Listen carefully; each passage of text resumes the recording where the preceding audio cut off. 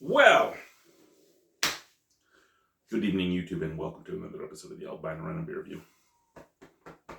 Rhino, internet, beer. Today's beer is from London, Ontario. Way too close to my ex-wife.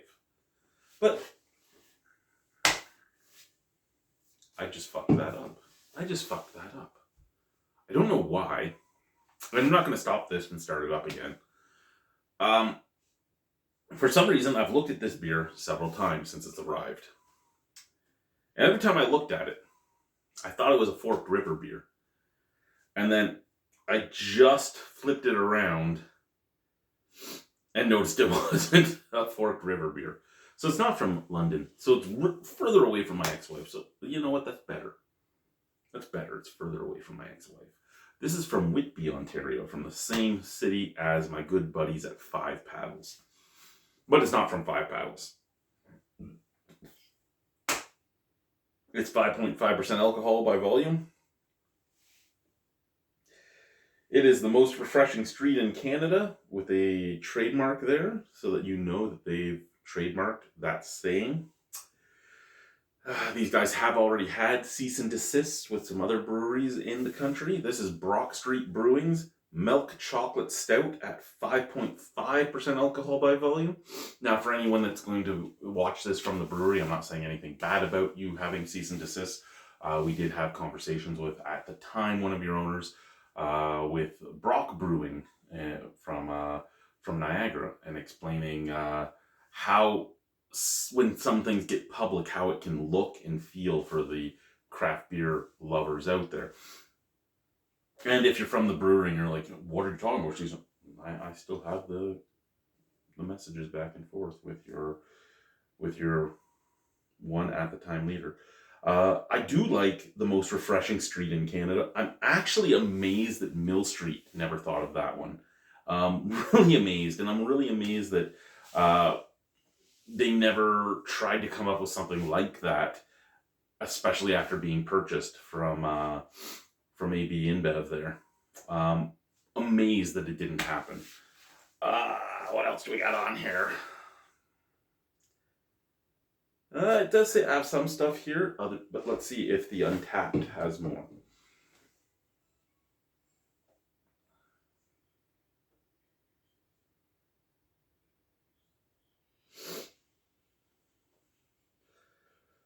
Okay, so my first thing here is it's a milk chocolate stout. It's not chocolate milk stout, it's milk chocolate stout, according to that. And a lot of times you'll see it written from other breweries as a chocolate milk stout.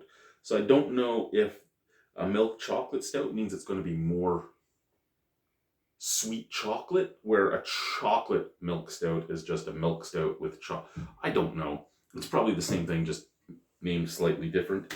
But anyway, let's see here. This milk stout departs from the typical bitter roasted flavors associated with the style to leave a delicate beer with a creamy mouthfeel. A rich milk chocolate flavor dominating the palate and a slightly sweet finish. So, yay, maybe I was right. Gold medal winner at the Canadian Brewing Awards, Best Sweet Stout. Silver medal winner at the Ontario Brewing Awards, Best Stout. So there also shows you some things, right? Every different beer awards will have different members of a panel that vote on your beer.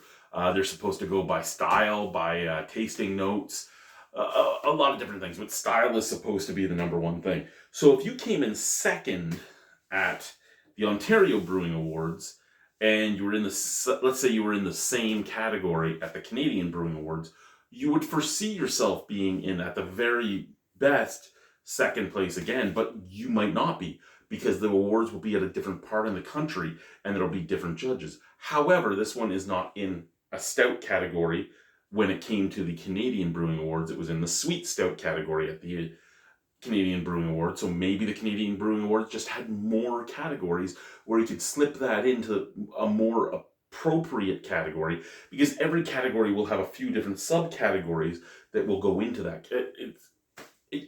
You know, you wouldn't think a beer award would be complicated, but it can be.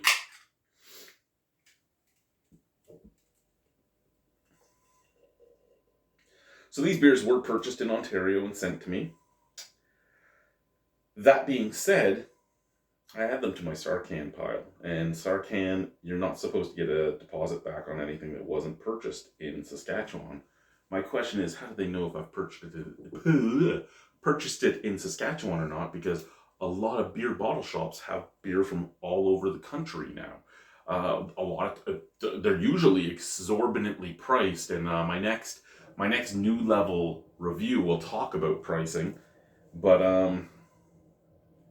my next one I record, because the next one that gets added talks about pricing, but in a different way. I do have a friend who lives in Calgary, and we were talking, and I'm like, hey, can you send me the price lists for these beers? And he goes, well, why? You already got them. I go, yeah, but I want to know what the difference is of buying them in Calgary, where the brewery is, and buying them in Regina, only 7 hours away from Calgary, but in a private bottle shop in Regina. And the difference was staggering, to the point where I would have given a higher mark on the beers if I had purchased them for the price the brewery was selling them for. Up to the point where the 4-packs were about $10 more a 4-pack, so an extra $2.50 a can. And the mixed packs were about $15 difference. So on that one, you're looking at like about the same, another like almost $2.50 a can. So it was one of those things where, but one of the mixed packs was actually like a $20 difference, and then you add taxes and deposit on top of that. Why are you looking at me like that, Kat?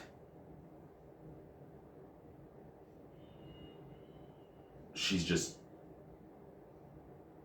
glaring into my soul. Good kitty. Okay, sent from the can.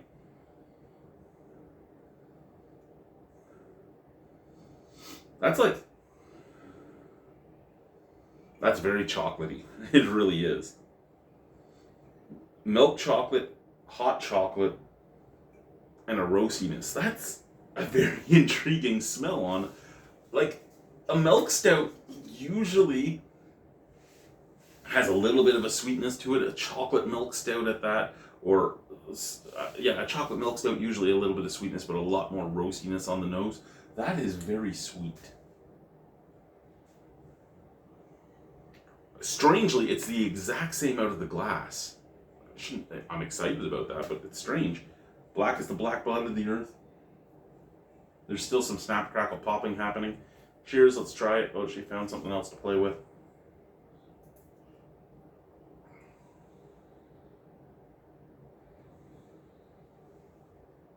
Really?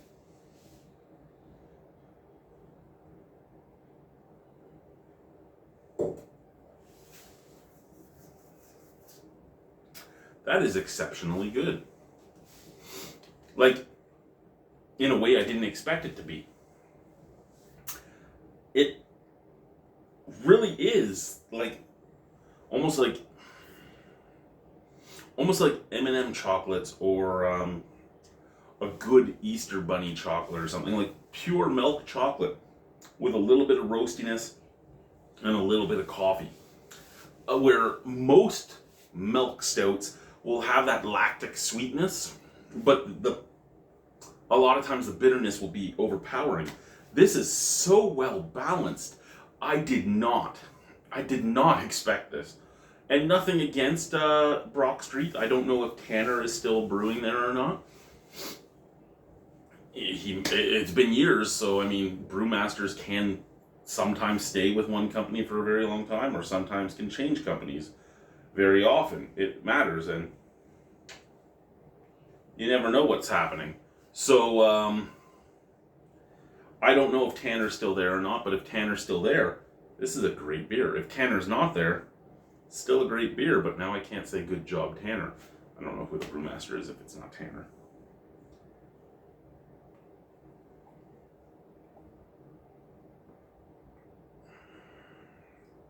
No, that's really good. Again, nice chocolate flavors, some caramel notes, some burnt wood, some coffee, a little bit of roastiness. Solid fucking beer. Out of 10 on that? It's not the best stout I've ever had. It's not like going to be a 10 out of 10. It's not going to be a 9 out of 10. But that's a solid 8.5 out of 10. Like, if I see that sitting at a store, I'd be like, hey, I'll pick that up. I like that beer. And that's... I can't say anything bad about this beer. It's really nice. And it's 5.5% alcohol, so it's actually at a very nice session percentage. A little bit higher, so you don't have to drink quite as much to get to the same point. But still not so high that drinking 3 or 4 of them is going to kill you. It'll kill you. It's not drink 3 or 4 of them and get behind the wheel of a car. There's never a time you should drink 3 or 4 alcoholic drinks and get behind the wheel of a car. But what I'm trying to say here is that I'm not saying it's really low ABV where you could just drink it all day, every day, but it's only 5.5, so you could still drink almost as many as a 5% alcohol beer or a 4% alcohol beer, but you'd get there a little quicker.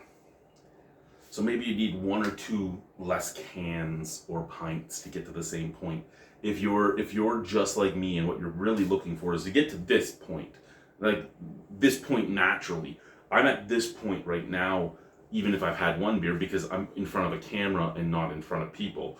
But to be at this point in front of people, yeah, I could drink that to do that. And if I'm trying to get to this point in front of people, I'm probably looking at 6 or 7 beer. Or in the words of Letterkenny, I could do 8 beer.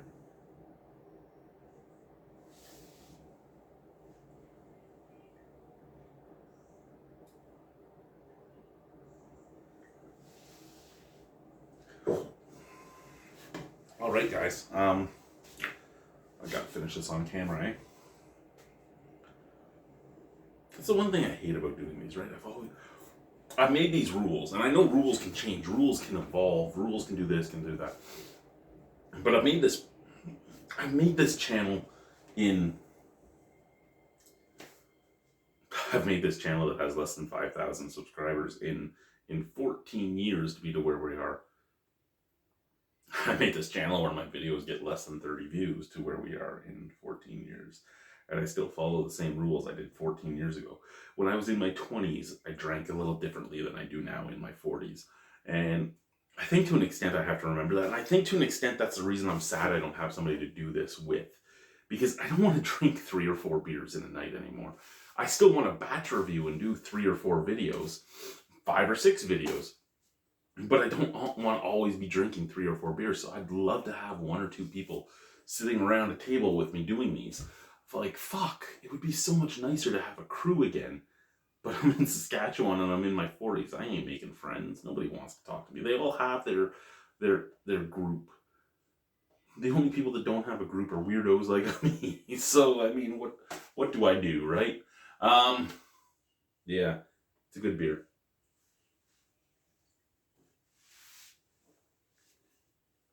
Bye, guys.